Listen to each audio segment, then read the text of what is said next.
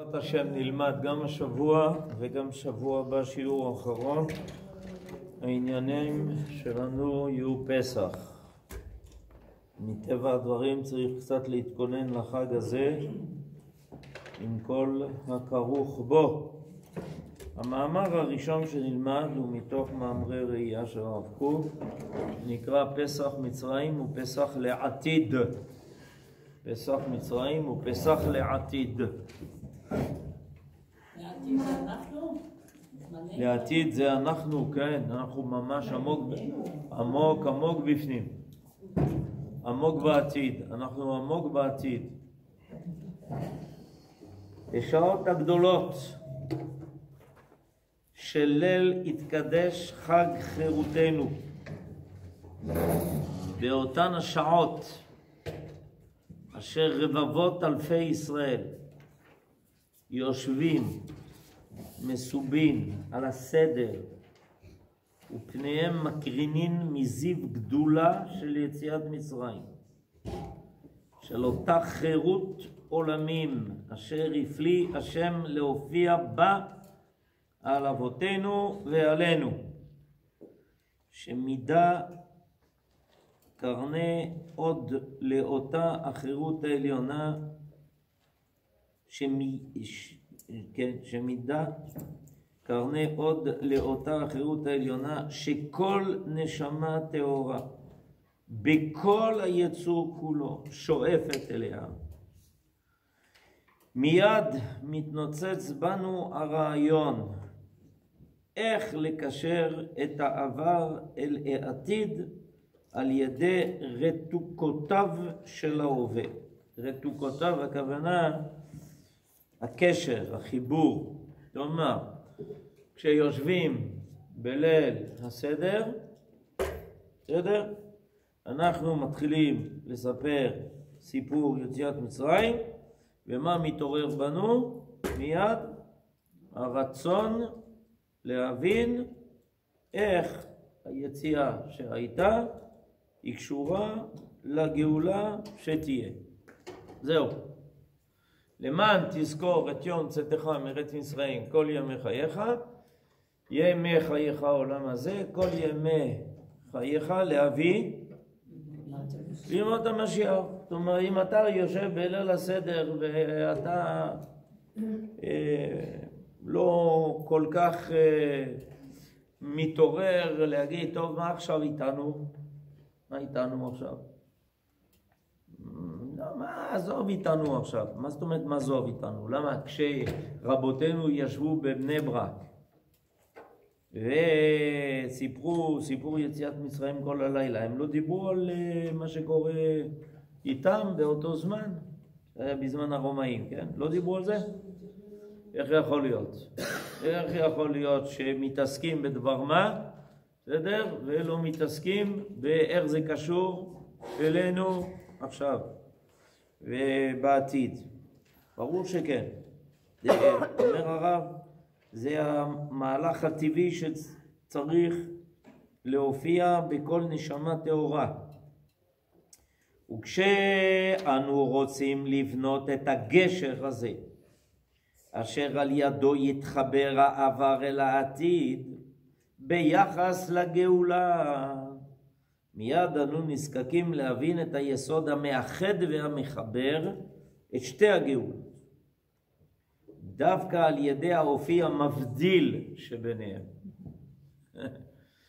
מה שמחבר את שתי הגאולות זה ההבדל ביניהם. מעניין. האופי של פסח מצרים הלא היה בחיפזון. חיפזון השכינה, חיפזון של ישראל, חיפזון של מצרים. הכל נעשה במהירות ובשטף, כזורק חץ מקשת. הנה קבוצת עבדי עולם. מה זה עבדי עולם? מה, אנחנו היינו עבדי עולם? כן, נועדנו להיות עבדי עולם. הנה קבוצת עבדי עולם אשר כמעט שכחו לגמרי את גאון נפשם הפנימית. כלומר, עד כדי כך שאפילו כבר לא ידענו שאנחנו בני מלכים. זה כמעט קרה במצרים, שלגמרי שכחנו את מי אנחנו בכלל. בני אברהם, יצחק, יעקב, בני מלכים וכולי. שכחנו. כן? אשר כמעט שכחו לגמרי את גאון נפשם הפנימי, ששכן בקרבן, מכוח מורשת אבות, נשיאי עולם בתבל. לאיזה מצב הגענו? כן. איך אבותינו היו נחשבים לנשיאי עולם? נשיא אלוהים אתה בתוכנו, אמרו לאברהם אבינו. בכל מקום שאבותינו היו מכבדים אותם מאוד, ראו בהם דמויות מופת ומנהיגי העולם החכם והמוסרי והטוב, פתאום הבנים ובני בנים שלהם רואים את עצמם כאילו לא שווים יותר מאשר להיות עבדים לעבדים. היינו עבדים לעבדים. איך הגענו למצב הזה? השם ירחם. ככה קרה לנו. הנה כמה בדחיפת יד עושה פלא, ונהייתה לעם גדול מלא עוצמה, גבורת חיל, אצילות נפשית, אשר לא ראה העולם דוגמתם. כלומר, היה מעבר חד ממציאות של שפלות נוראה למצב של פתאום, וואו, תראה מה קורה איתם. כן? זה פלא גדול מה שקרה לנו שם ביציאה. איך עברנו תוך כמה ימים, עם ישראל לוקח את האליל של מצרים, המצרי אומר לו, מה אתה עושה? אומר לו יהודי, תיזהר, כי עוד כמה זמן אתה בתוך הים, חביבי, זה הסוף שלך, תתכונן. תוך זמן הכל יתהפך, באמת בחיפזון אדיר. החיפזון הזה הוא חיפזון של שינוי מציאות בדילוג. יש שינוי של מציאות שבא בדילוג. פתאום מדבר אחד, פתאום קורה משהו, זאת אומרת בעצם מצד עם ישראל, זה רק מהפך שפתאום שיקם בבת אחת את שיעור הקומה של עם ישראל מצד גבורתו והצילותו. פתאום בום, שינוי. איפה זה העבדים של אתמול? אלה הולכים להר סיני להיות העם היחיד שהולכים לקבל את התורה בעולם. מי העבדים? מאלה שעבדו בחומר ובלבנים, פתאום יוצאים ביד רמה? עם ישראל יוצא ביד רמה? מה קרה? זה מידת החיפזון. יש מידה כזאת בעולם שנקראת מידת חיפזון. שהכוונה, קם בבוקר זה מישהו אחר כבר. הם היו מסכנים, פתאום הפכו להיות עשירים, וינצלו את מצרים. כסף, זהב, ביזת הים, כל מה שהים הוציא מן המצרים וזרק להם, הפכו להיות אנשים עשירים בבת אחת. זה משהו קשה להאמין איך שינוי כזה גדול יכול פתאום להופיע, אבל יש דבר כזה. יש דבר כזה. זה של חודש ניסן? מה? זה אופי של חודש ניסן? שלפחות נצפר. גם אנחנו לאיזה מהפך. אנחנו הולכים לדבר עכשיו על... פה כרגע דיברנו על מה שקרה והתחולל ביציאת מצרים, כן? זאת אומרת, בעצם השינוי הדרמטי הזה, ש210 שנים היינו עבדים והתרגלנו להיות עבדים והפסדנו את תואר האצילות שלנו תוך זמן קצר ביותר, הקדוש ברוך הוא החזיר לנו את המדרגה הזאת, והפעם כעם שכל העולם מסתכל, אומר מה קורה עם העם הזה. האם הדבר הזה מאפיין את העתיד? על זה הרב רוצה לדבר. עכשיו הרב רוצה לדבר על זה. בקיצור, מה שהחכמים מסבירים, שהיציאת מצרים שהייתה כמו לידה. זאת אומרת, פתאום בום! מה קרה? נולד. איך נולד? עד עכשיו היה בבטן של אמא שלו, פתאום יצרה תינוק. איך? מה? זהו. בן רגע פתאום מתאים חיים, יש תינוק, ויצא עובר ממי אמו, יש פה. כן, בדרך כלל, לידה כזאת מה? נגמר? כן. מה? הוא נולד? כן. מה? הכל בסדר? כן. מה? לפני שנייה כאבים איומים ופתאום נולד. נכון? ככה פחות או יותר תהליך של לידה. שינוי דרמטי. עד עכשיו לא היה פלוני בעולם, פתאום פלוני בעולם. מה קרה?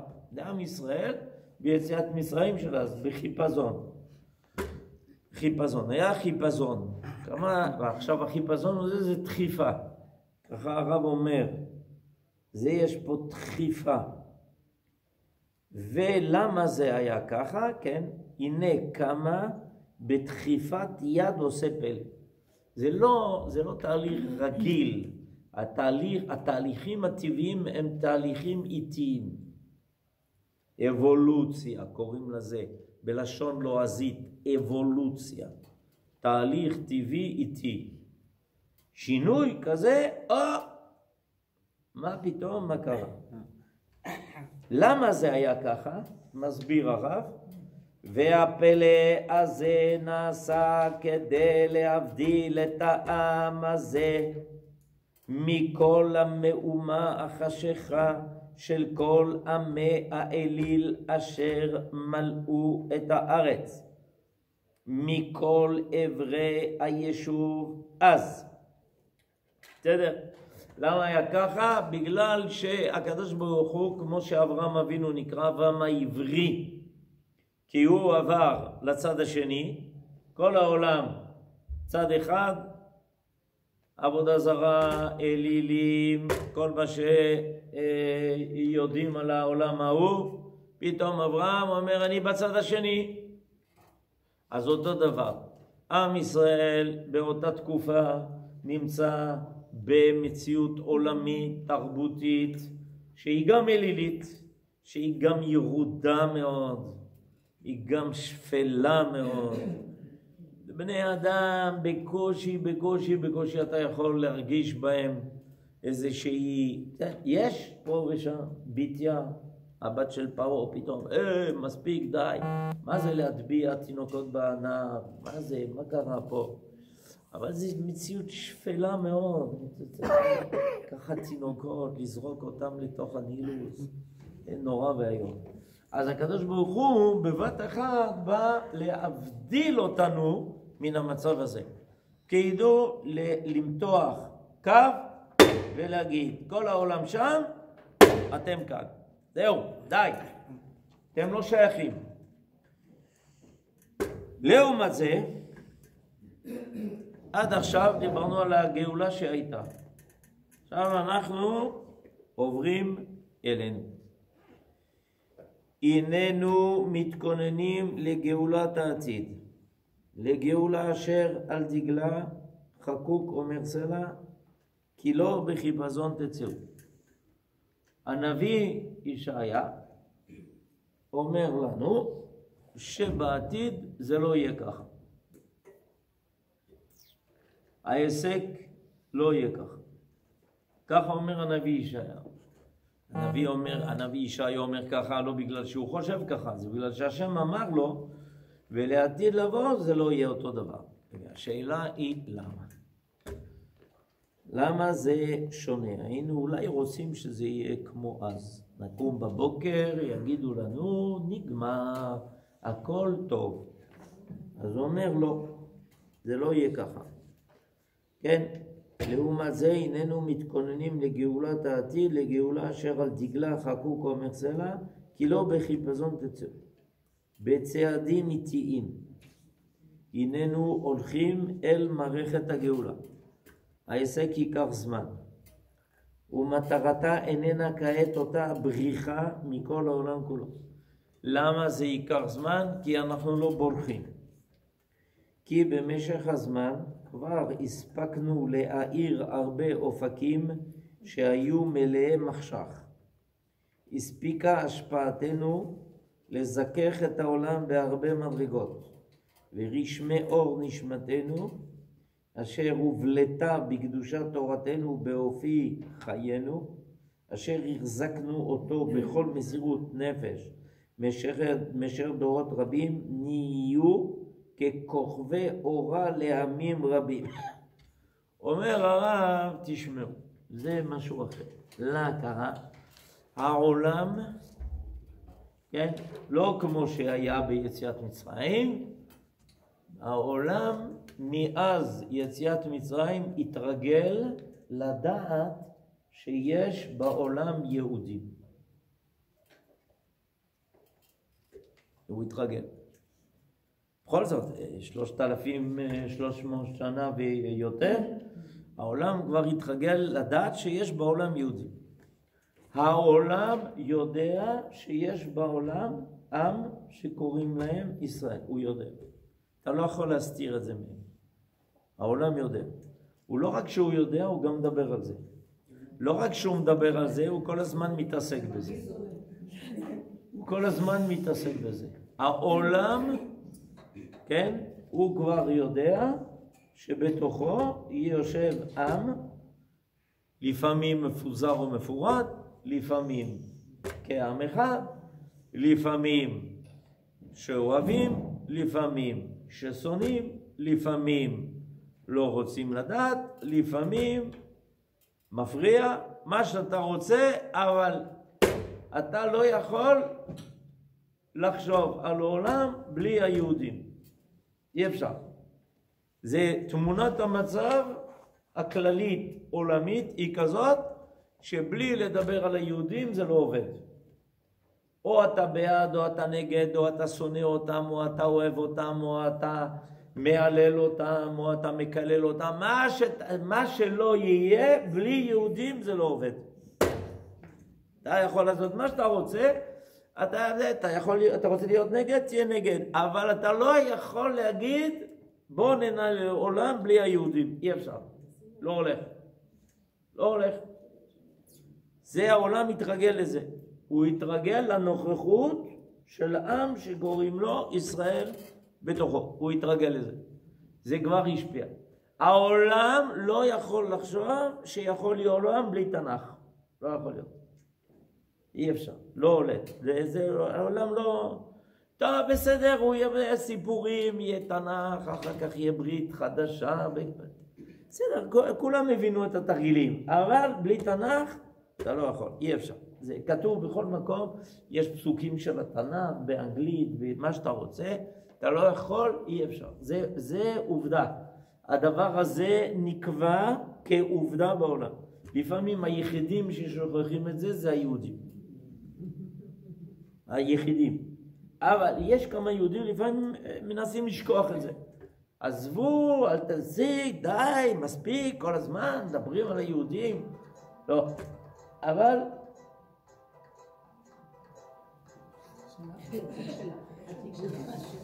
בקיצור, נראה לי שזה דבר שחייבים להכניס טוב טוב לראש, הדבר הזה. היטב להכניס לראש, אין עולם בלי עם ישראל נוכח בעולם. אין דבר כזה. כן. מה שאני מבינה מזה,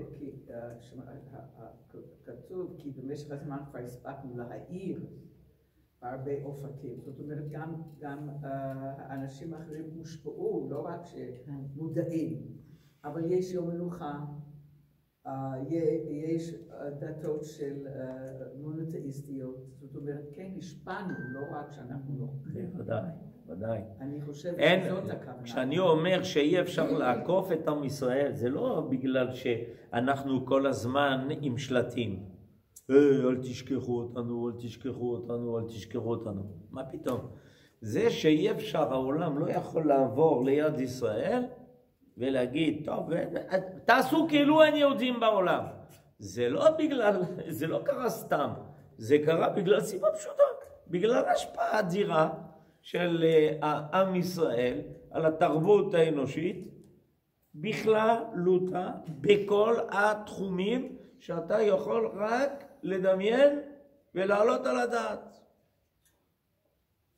פעם ראיתי באיזה ספר 3 הדמויות שהשפיעו הכי הרבה על העת החדשה של האנושות. 3 הדמויות הזה. היה שם מרקס, פרויד, איינשטיין. תחפש את המשותף. נא חיפשו את המשותף. אחד גאון מצא 3 יהודים. גאון. אחד בתחום החברתי, בסדר? אחד בתחום של נפש האדם, ואחד בהבנת הקוסמוס. 3 סגרו את כל הפינות. ו3 סגרו את כל הפינות. זה ברור. אומר הרב, הפכנו להיות כוכבים. מה לעשות? זה עובדה. ככה הוא קורא לנו כוכבים. ראיתם? קורא לנו כוכבים.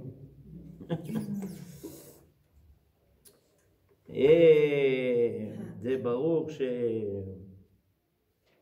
ועוד דבר אחד מאוד חשוב לשים לב אליו, כן? זה שכל זה היה קשור בדבר אחד, במסירות נפש.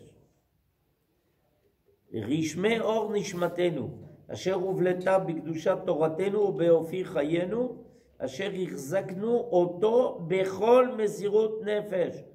מאשר דורות רבים נהיו ככוכבי אורה לעמים רבים. עכשיו עם ישראל הוא מסר את נפשו על הדבר הזה. על מה? על החזקת זהותו, על ערכים, על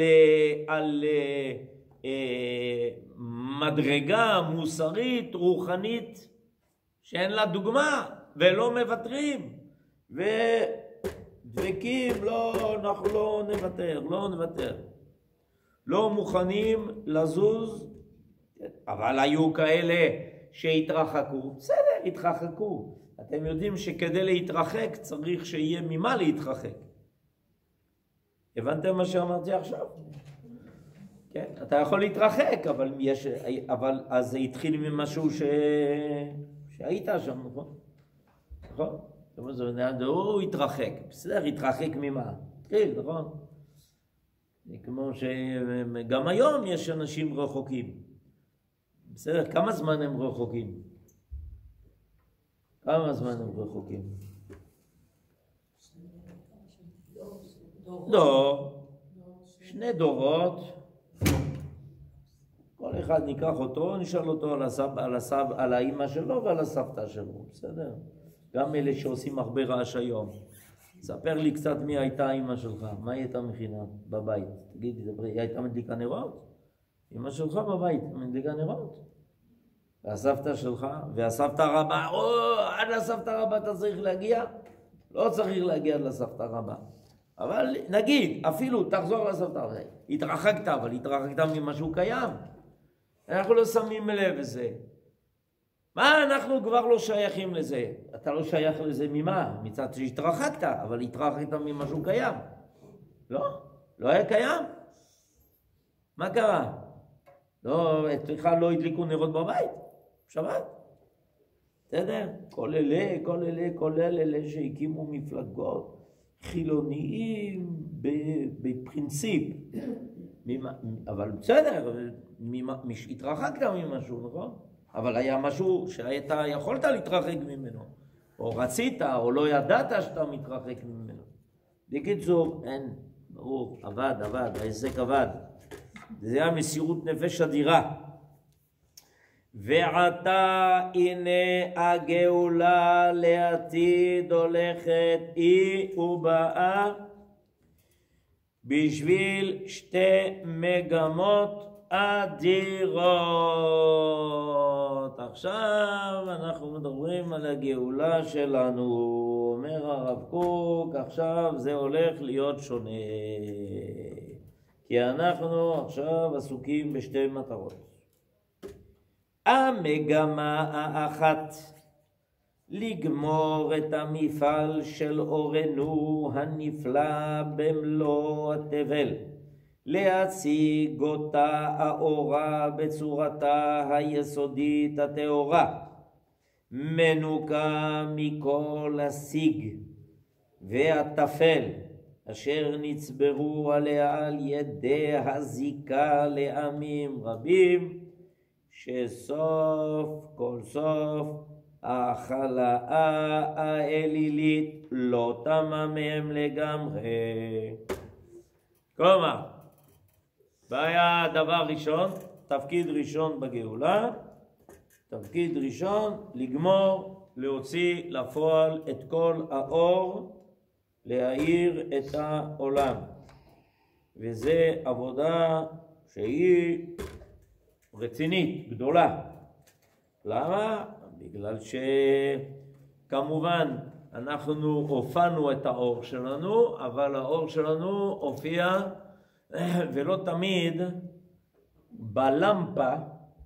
למפה זה מנורת כזאת, זה, אז תמיד שמו ככה או נפט או שמן, ומסביב היה בית מזכוכית.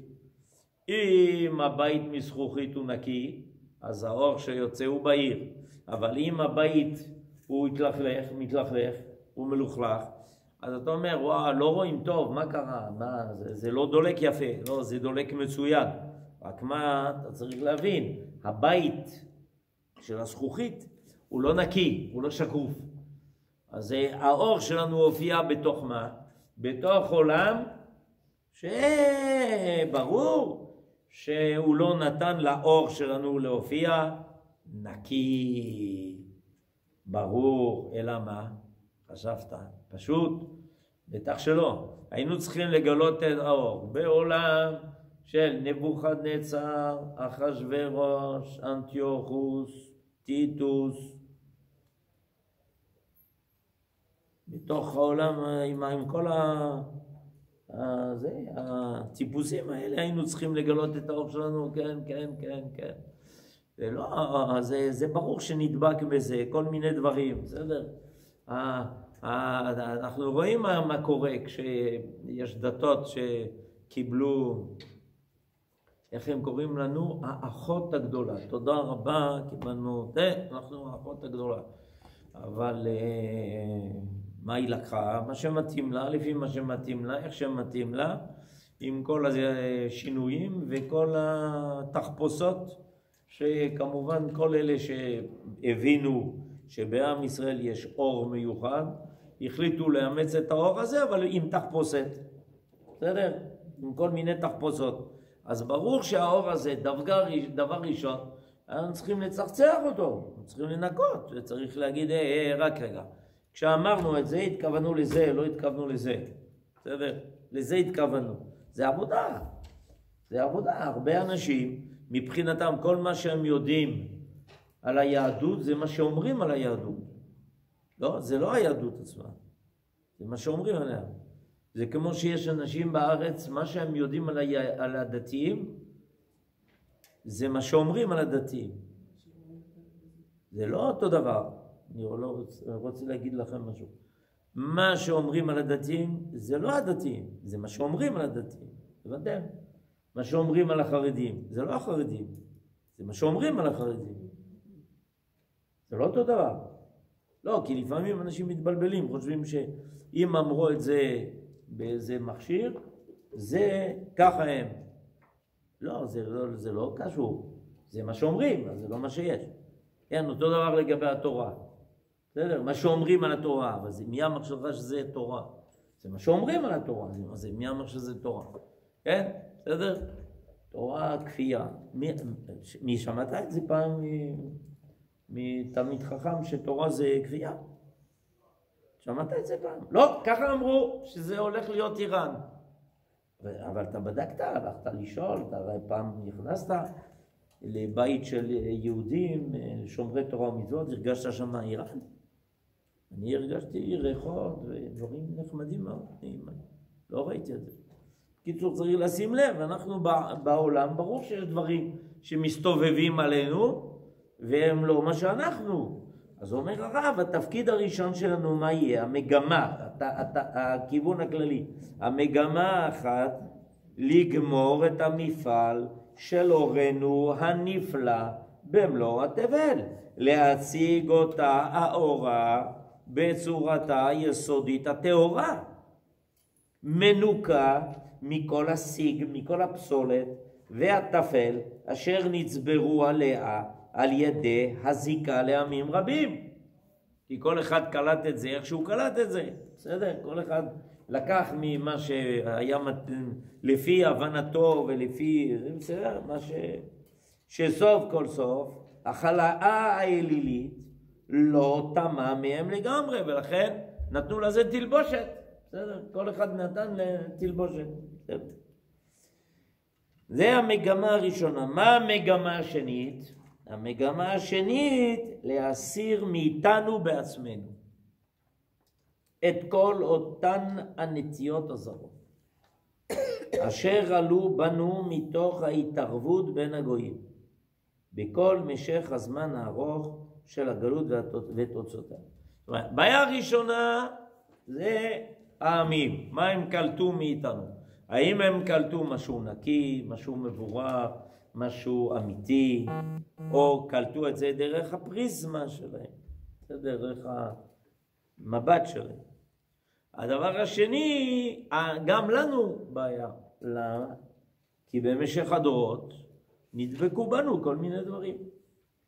אתה לא יכול להיות שהעם אחד, אתה תשים אותו בבית הגברות 2000 שנה, ואתה אחרי 2000 שנה שואל, איך אתה מרגיש? צוין, אתה יודע מה זה לחיות בבית גברות? מה, אין יותר טוב מזה.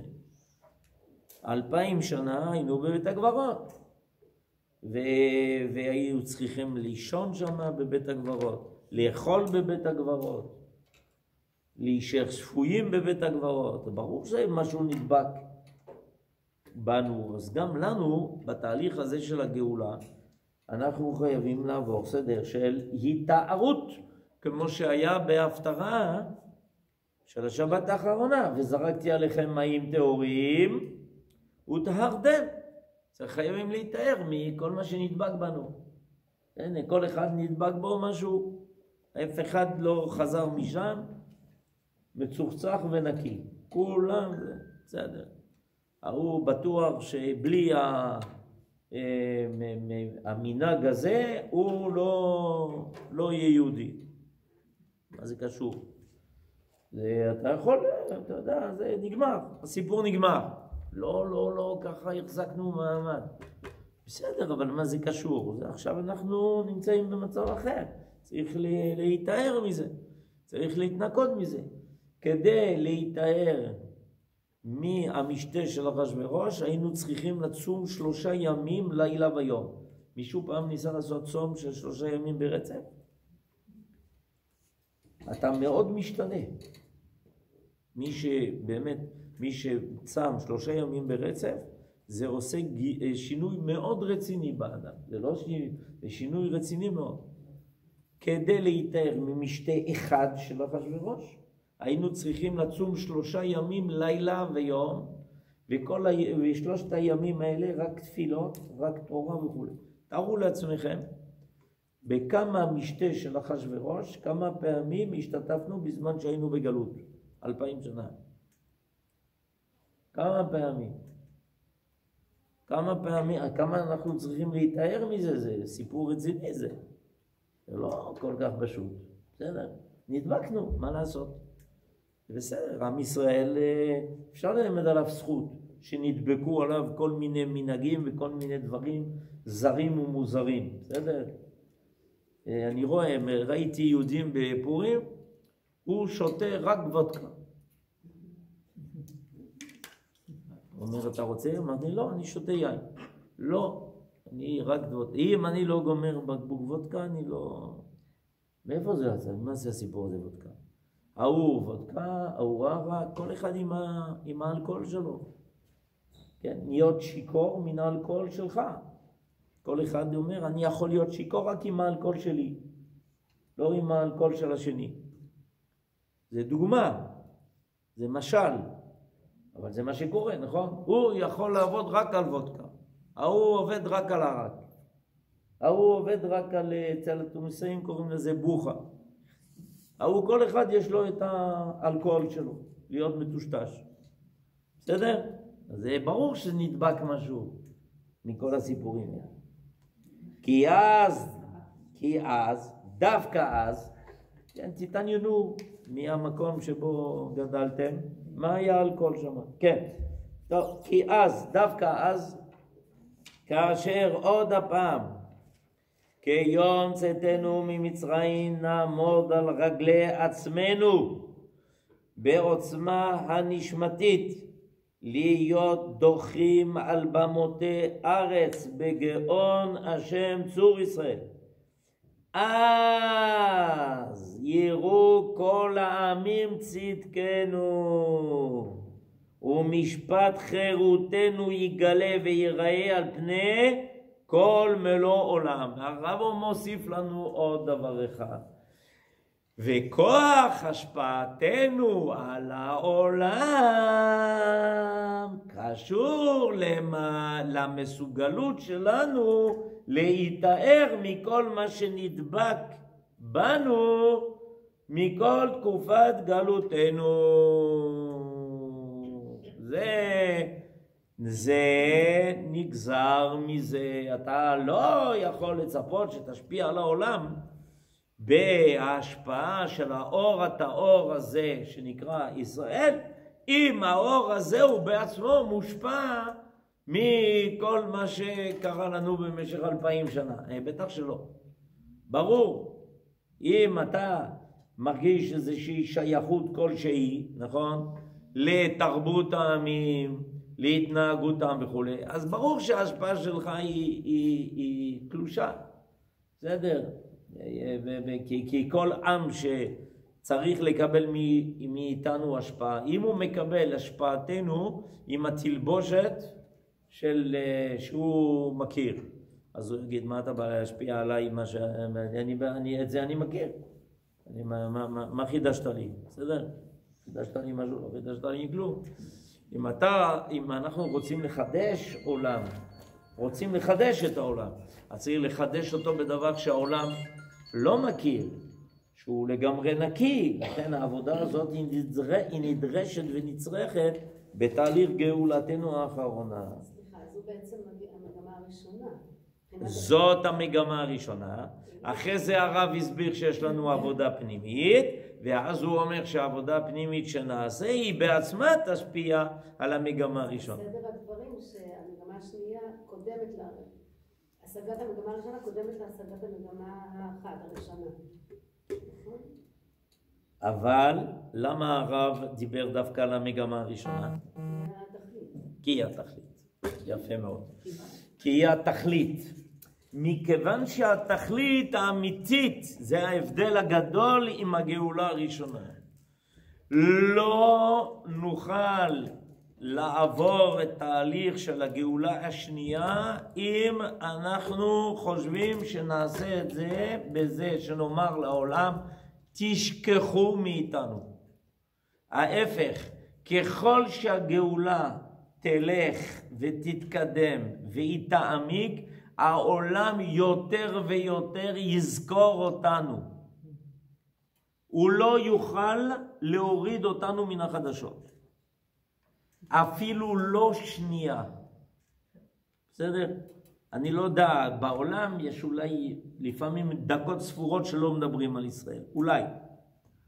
אבל זה יהיה מצב שלא יהיה דבר כזה, שבעולם לא משנה איפה, לא ידברו על ישראל. לא יהיה דבר כזה.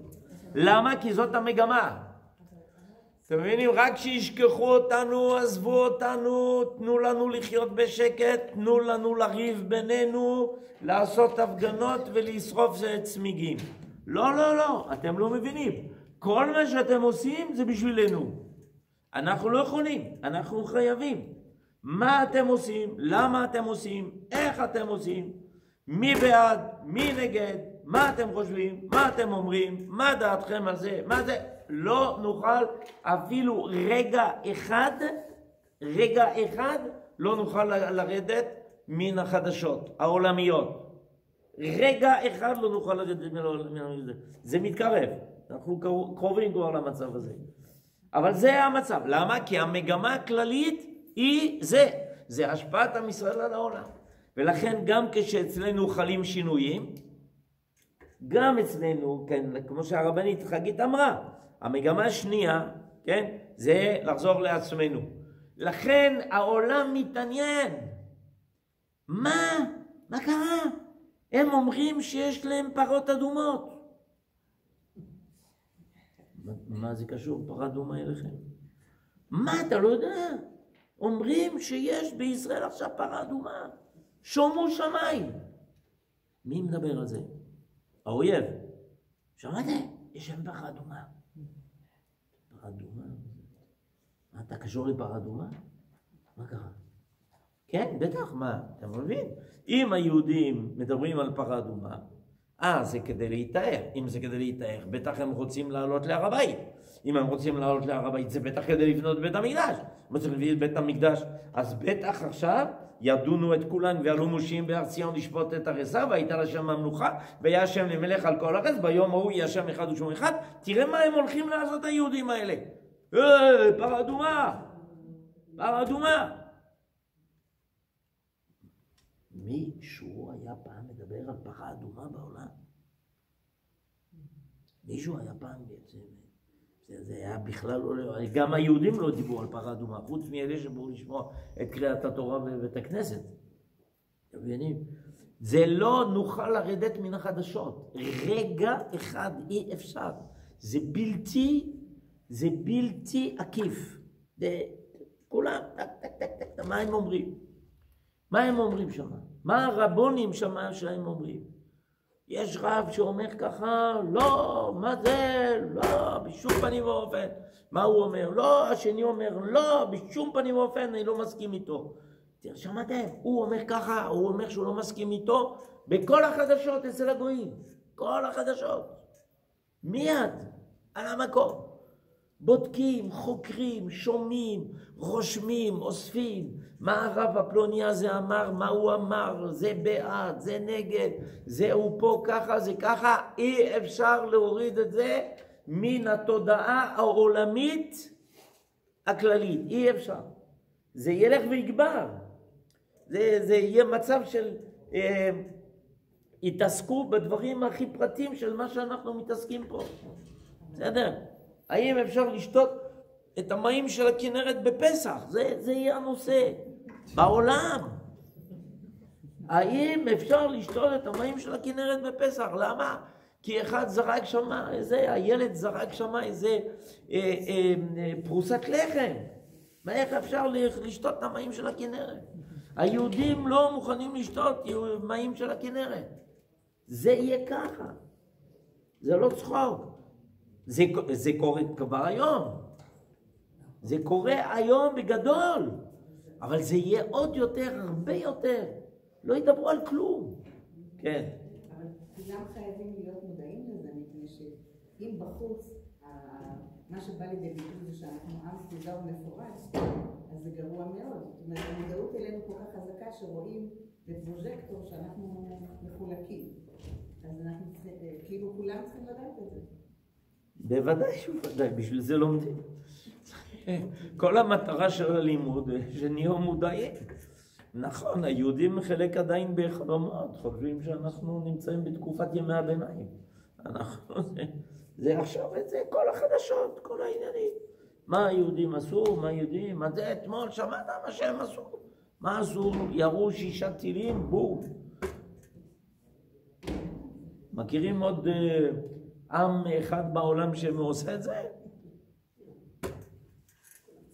תשמעו איך שמה, אלה שמה שנמצאים שמה, האדום הזה, איך הוא עושה את המלחמה שם.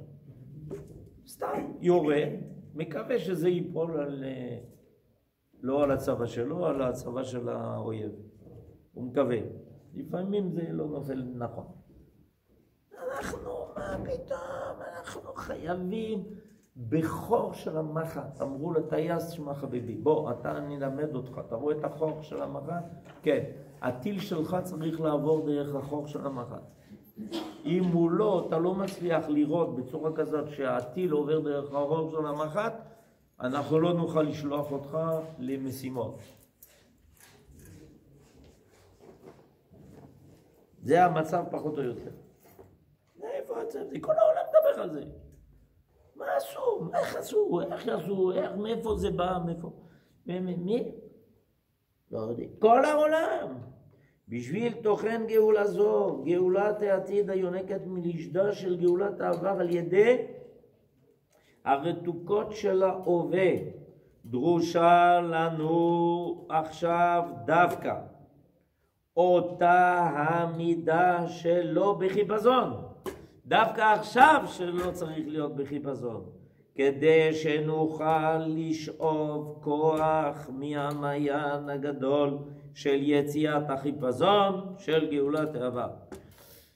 אנחנו מגאולת מצרים שהייתה בחיפזון, אנחנו מקבלים מה? הרי אנחנו את הגאולה האחרונה לא מנהלים בחיפזון. אנחנו מקבלים מהגאולה בחיפזון, שהקדוש ברוך הוא איתנו. זאת אומרת, הקדוש ברוך הוא רצה שיופיע עם כזה בעולם. נגד כל הסיכויים, נגד כל מה שאפשר רק לחשוב ולדמיין, הופיע העם הזה. איך בלידה, איך בחיפזון, בום, טק. עכשיו אנחנו יונקים מזה שאנחנו בעולם. ואי אפשר להזיז אותנו מן העולם, ואי אפשר להוריד אותנו מן העולם, ואי אפשר להוריד אותנו מן הבמה, אנחנו בעולם. אבל עכשיו תדע לך שעכשיו שאתה בעולם, אז אנחנו לוקחים את הזמן להשפיע על העולם סופית. ומי ייתן, עכשיו אנחנו עוברים למה שגברת פנינה אמרה. היא אמרה רק רגע, אם זה ככה זה רציני, צריכה להיות מודעות, בדיוק מה שהרב אומר עכשיו. ומי ייתן ויקשיבו זאת כל בנינו העומדים כעת על סף גאולת העתיד. כן, לפני 100 שנה הרב כותב.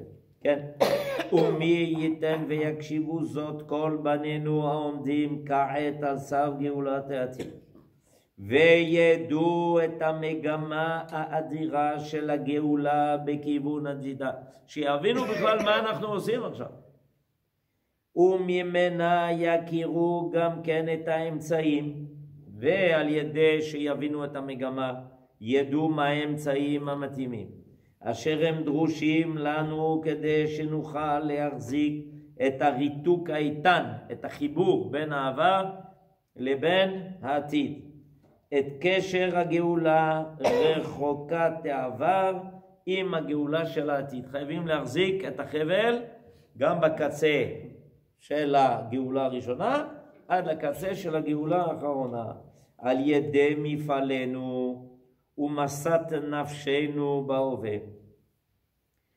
כי לא לעשות עם בעל נייר מחוק. מה זה עם בעל נייר מחוק? זה ביטוי שמופיע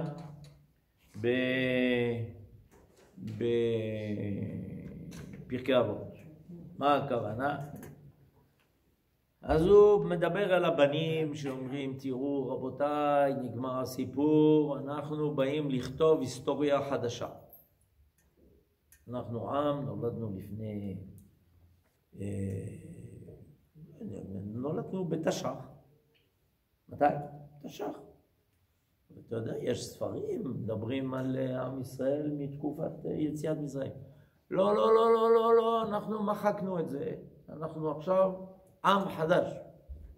עם חדש, זה. אז אומר הרב, מה אתה רוצה לכתוב על נייר מחוק? כשכותבים על נייר מחוק זה לא רוצה אותו דבר. אנחנו לא באנו להיות, כי לא לעשות עם בעל נייר מחוק.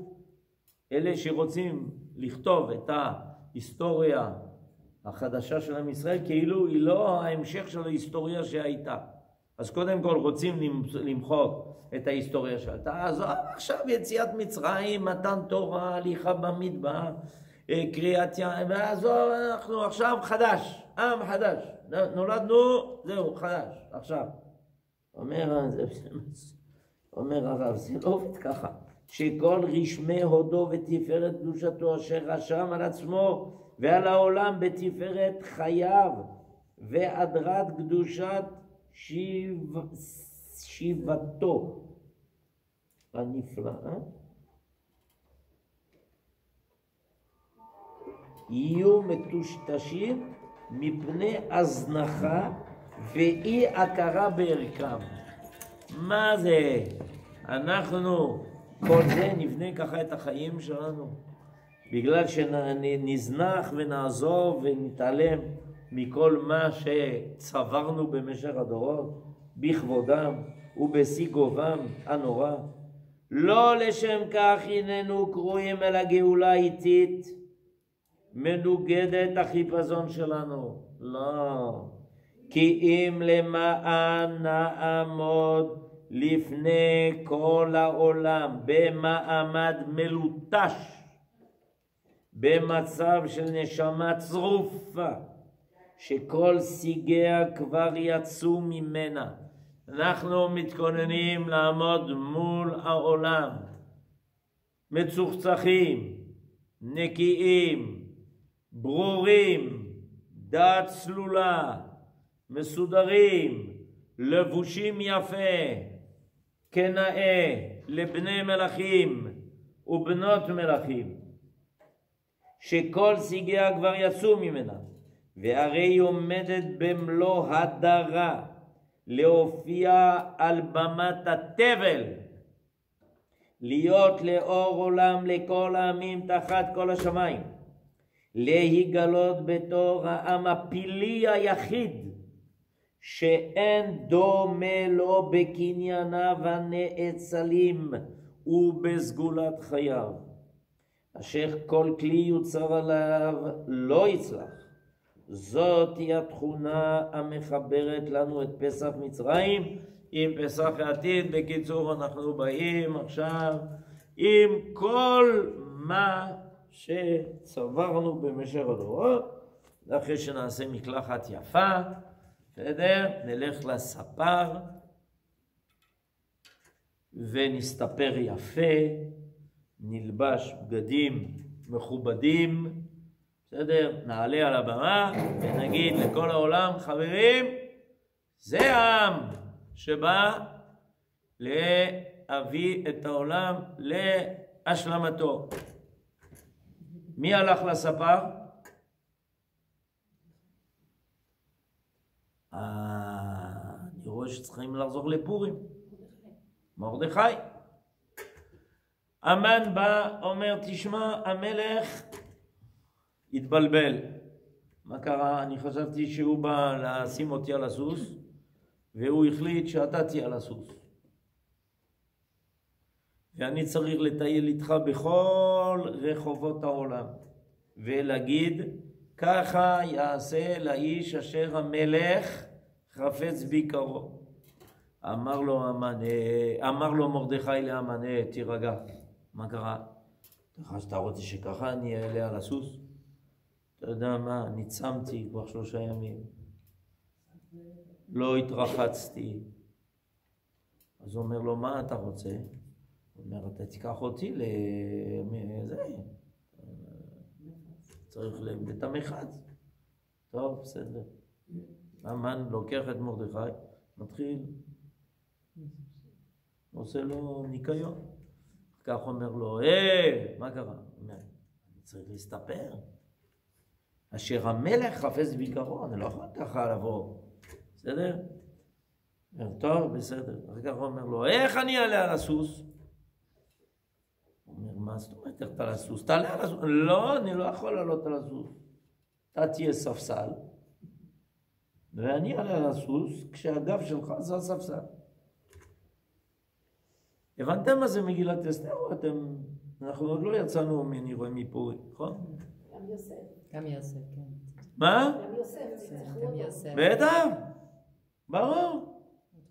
מה הם עושים? הולכים לעלות על הבמה של מה? של העולם.